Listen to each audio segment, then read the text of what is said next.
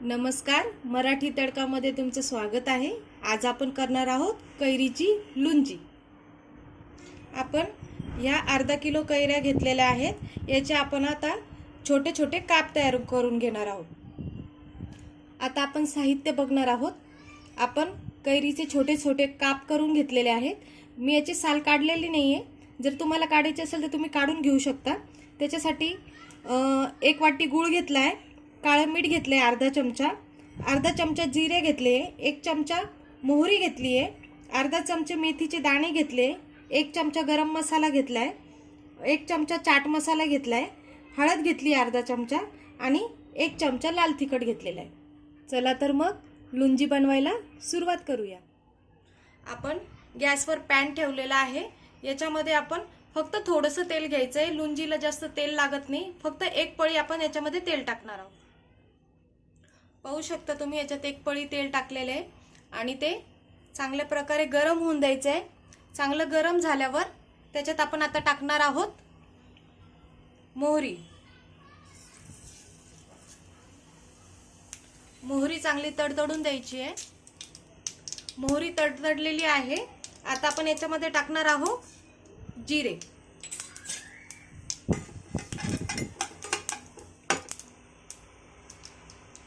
जिरे लाल झाले आहेत। यात आपण टाकणार आहेत मेथीचे दाणे। मोहरी, जिरे आणि मेथीचे दाणे चांगले लाल झालेले आहेत। याचा छान वास पण सुटलेला आहे। आपण याच्यामध्ये टाकणार आहोत कैरीचे काप।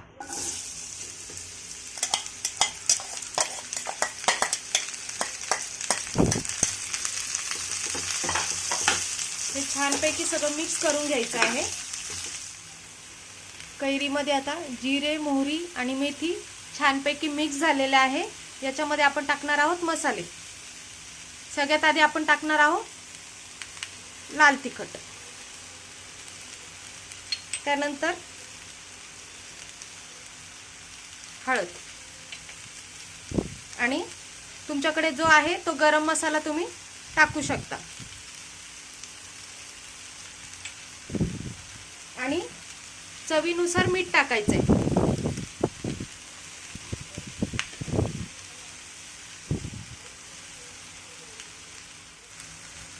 आता हे सगळं आपण छानपैकी मिक्स करून घेणार आहोत।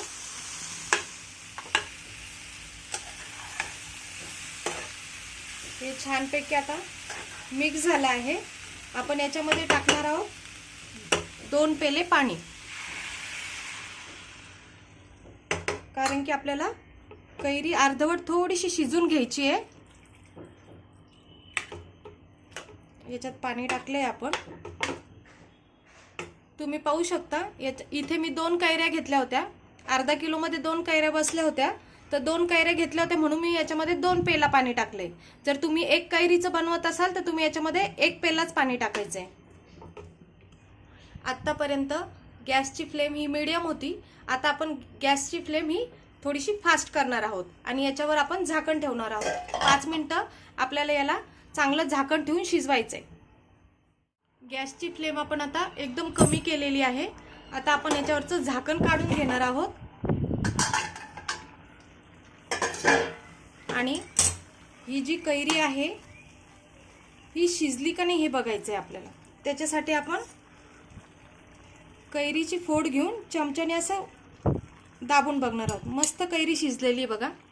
आता आपण याच्यामध्ये गूळ टाकणार आहोत। एवढं लक्षात ठेवायचं, गूळ टाकायच्या आधी कैरी शिजली पाहिजे, त्याच्यानंतरच गूळ टाकायचा आपल्याला। तुम्ही बघितलंय की आपण 1 वाटी गूळ घेतलेला आहे। तो गूळ आपण आता याच्यामध्ये टाकणार आहोत।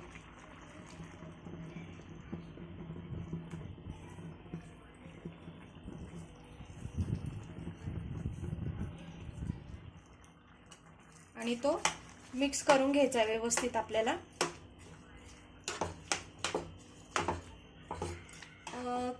कैरीच्या आंबटपणावरच गुळाचं प्रमाण हे अवलंबून असतं। कैरी जर जास्त आंबट असेल तर तुम्ही 1 वाटीच्या जागी 1.25 वाटी गूळ टाकू शकता आणि कैरी जर कमी आंबट असेल तर 1 वाटी गूळ हे सफिशियंट आहे। कैरी आणि गुळाची टेस्ट बॅलन्सिंग होणं हे लोणची बनवण्यासाठी खूप महत्त्वाचं आहे। म्हणून मी सांगितल्याप्रमाणेच गुळाचं प्रमाण लुंजीमध्ये टाकावं। बघू शकता, तुम्ही बघू शकता गूळ टाकल्यावर छान उकळी आली आहे। आता आपण याच्यामध्ये 2 महत्त्वाचे इंग्रेडियंट्स याच्यामध्ये टाकणार आहोत, ते म्हणजे चाट मसाला आणि काळं मीठ। याच्याने लुंजीला खूप सुंदर चव येते।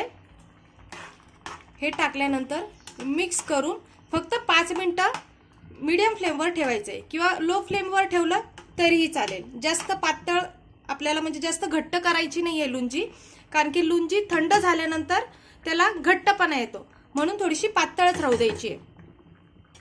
तुम्ही पाहू शकता आपली लुंजी मस्त तयार झालेली, एकदम मस्त असा आंबट गोड तिखट असा वास सुटलाय लुंजीचा। आता मी गॅस बंद करतेय आणि सर्विंग बाउलमध्ये लुंजी काढून घेतेय।